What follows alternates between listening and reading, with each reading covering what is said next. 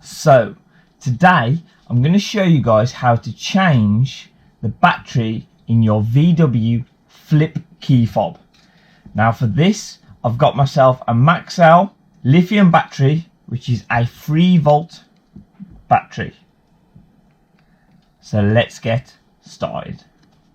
Okay, so starting with your key, obviously your key is this kind, which is the flip key that we are all familiar with.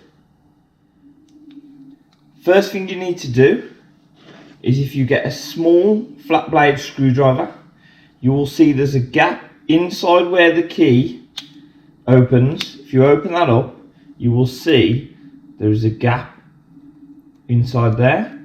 So if you pry that open like that, you will pop the key.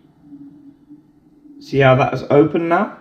You can then pull that key down like that, splitting into 2 halves. So using the bottom half with the buttons on, you can now pry. You will see around here is a seal. Now there's a few ways you can get this off. You can put this little screwdriver in again and pop it all the way around and split it. You can use a bigger screwdriver, do it that way, or you can use a really big one and put it between this gap and twist that to push them apart. I prefer not to screwdriver into here because this is a weather seal and you can compromise and damage the seal. So all I simply do is get the 2 edges, thumbs either side, and takes a bit, but pull it apart a little bit at a time like that. See that? See how it's come off? So then you break it into 2 like that. This is obviously the battery side. So now at the bottom of the battery, closest to the keyring ring, there's a little gap that you can get your screwdriver under and pop the battery up and out like that. Please note that the positive faces down, so always replace it the way you took it out. But the positive there, you can see, so the positive's down.